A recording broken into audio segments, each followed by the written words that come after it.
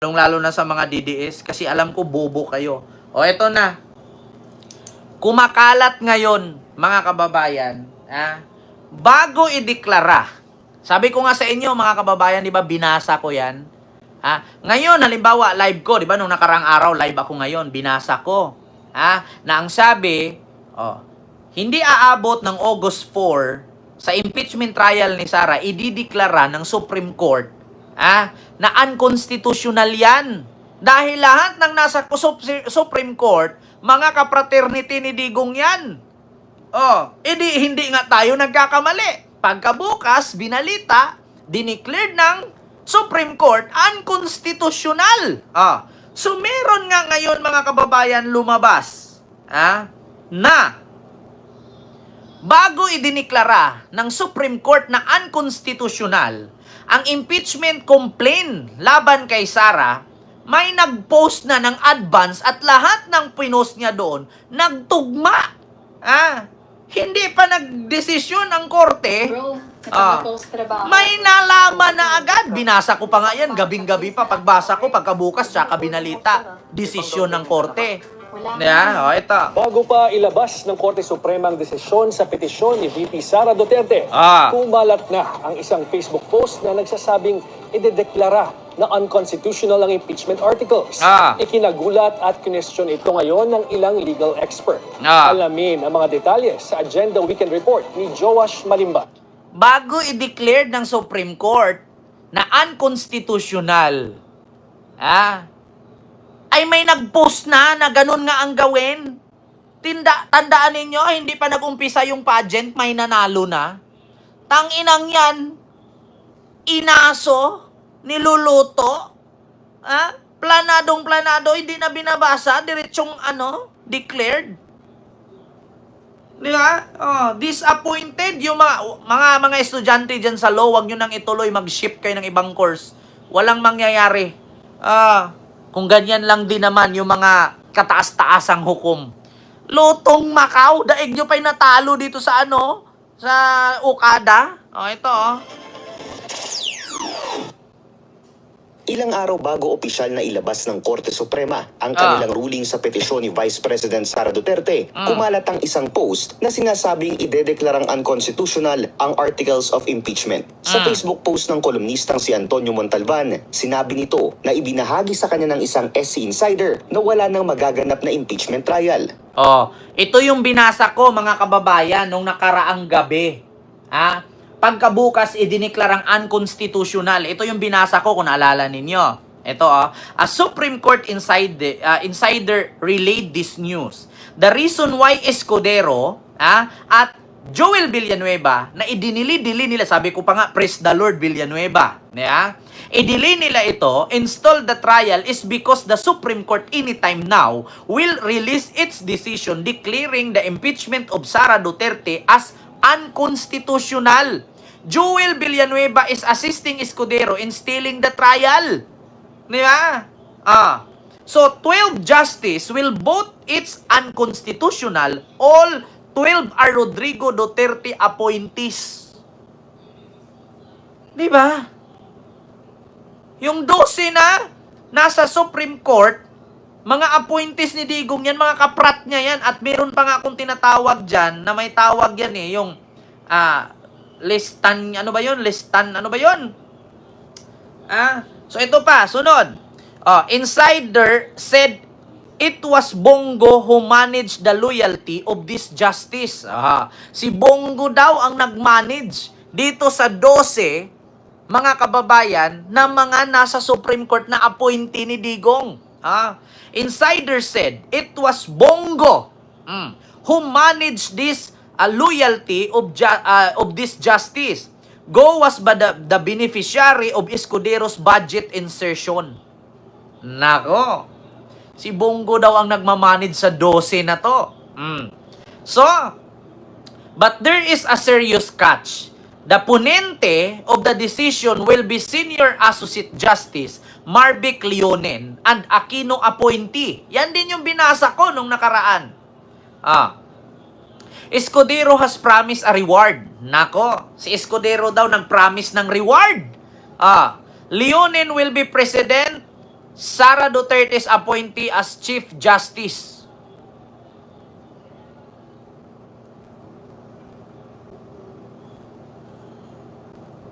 Di ba? Kapag si Sara daw ang naging president sa 2028, Leonin will be President Sara Duterte's appointees as Chief Justice. Siya daw, si Leonin daw ang gagawin Chief Justice at 62. Leonin still has 8 years to go before retirement. So pinangakuan daw di umano ni Escudero na kapag na presidente si Sara, si Leonin magiging Chief Justice. He still has 8 years to go before retirement. He's turned 70 in 2032. Ayan o. Ayan o, mga kababayan. 2032. Sunod. Ito pa. Basahin natin. Only 2 justice will dissent. Benjamin Caguioa, Aquino appointee, and Raul Villanueva, the first and only appointee so far ni PBBM. So, all this of course stand on a big if the info from the Supreme Court insider informer will come to pass and proven to be true. Nagkatotoo nga.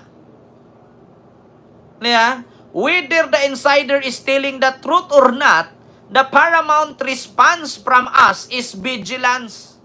Impunity may become our way, one in which the highest court of this land has become, anong continue? Post ng kolumnistang si Antonio Montalban. Has become initial in the hyper-partisan way. Ayan na nga. May kinikilingan. Continue. Sinabi nito na ibinahagi sa kanya ng isang SC insider na wala nang magaganap na impeachment trial. Ang FB post na umani ng daan-daang reaksyon, almost 100% accurate kung ikukumpara sa inilabas na desisyon ng SC noong Biyernes. Aniya, 12 Duterte appointee SC justices ang papabor sa unconstitutionality ng impeachment proceedings. Si Senior Associate Justice Marvic Leonen ang magiging ponente ng desisyon. Samantalang sina Justices Benjamin Caguioa at Raul Villanueva raw ang hindi sasang-ayon dito. Tanging sina Justices Leonen at Caguioa na lang ang natitirang Aquino appointees. Samantalang si Justice Villanueva naman ang nag-iisang Marcos appointee. Nang ilabas ang ruling ng SC, kumpirmado na si Justice Leonen ang ponente. Pero ang naging voting process, unanimous. Kung ikukumpara sa impormasyon ng umano'y SC insider, imbis na mag-dissent, nag-inhibit o piniling hindi bumoto ni Justice Caguioa. Samantalang si Justice Villanueva naman, sumama sa mga pumabor sa desisyon. Ang isang Duterte appointee na si Justice Singh, hindi rin nag-participate dahil on leave.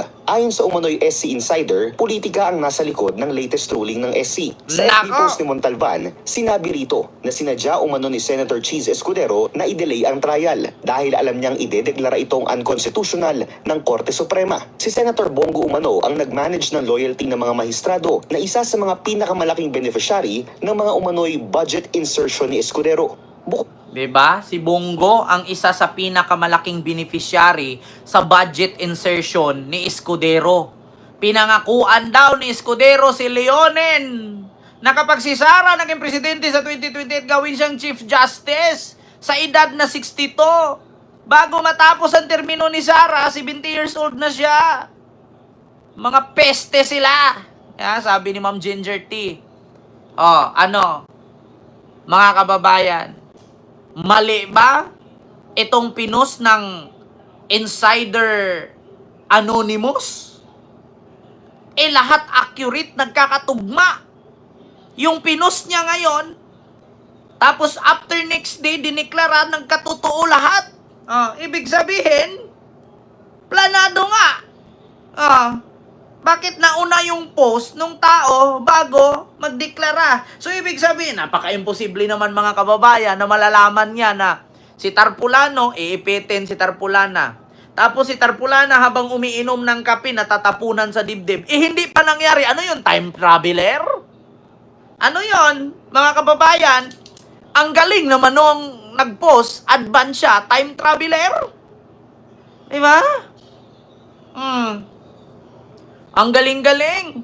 Ano yun? Sino yung artista mga kababayan na naging katulong sa Malacanang na binibleed ang paa? Sino yun? Yung doktor? na nakakapag-astral, yung nanaginip siya, nakapasok siya sa ibang dimension? Sino yung artista na yun? Si Dr. Elizabeth ba yun?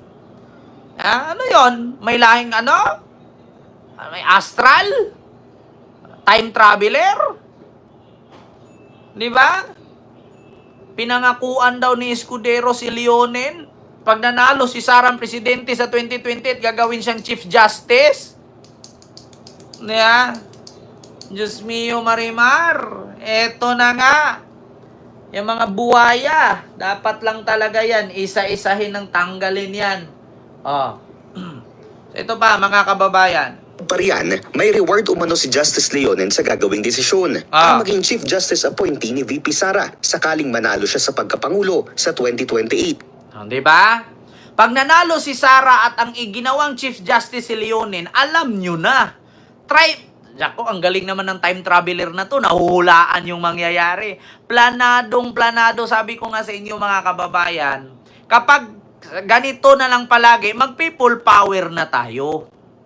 Diba? Kapag ganito na, dapat PBBM, gumalaw ka na. Diba? Kasi mahirap to eh. Biruin mo si PBBM habang nakaupo dyan, hindi niya alam, kinarni na pala siya. Habang naglalakad siya, wala na pala siyang ulo. People power na yan. Magwilga na. Abolish yun na yung Supreme Court. Isa si former Law Dean Attorney Mel Santamaria sa mga naunang kumontra sa mga kumalat na FB post nitong nakaraang linggo. Kaya laking gulat daw niya nang lumabas ang ruling ng SC. Nakapagtataka.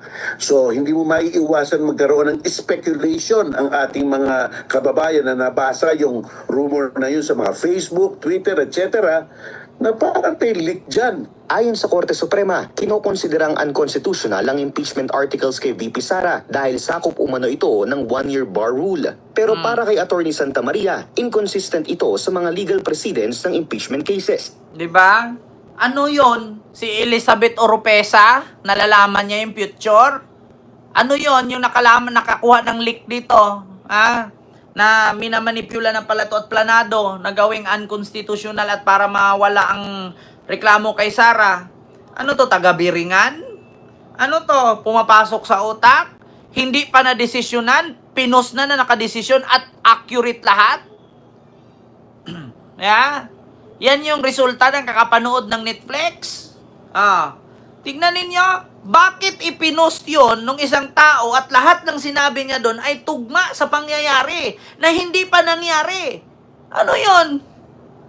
Siya ang pinagmanahan ng katalinuhan ni Albert Einstein? PBBM, gumalaw ka na, hindi na maganda to. Yung appointee mo, isa din sa pumirma at pumabor na gawing unconstitutional, baka nabigyan din yan. Palitan mo na. Tingnan mo si Chis Escudero, kaplastikan nandun sa likod ni PBBM. Tapos ngayon, nananalo na naman, Senate President. Good luck na lang. 2026 budget. Good luck. Lex Tanyones nga eh. Lex Talyones. Irene Makahig. Lex Talyones. Di ba? Ay, Diyos mio, Marimar. Kaya sa totoo lang mga kababayan, yun lang po yung aking reaksyon. Hindi ko na masyadong habaan, nakakagulat. Talagang may hokus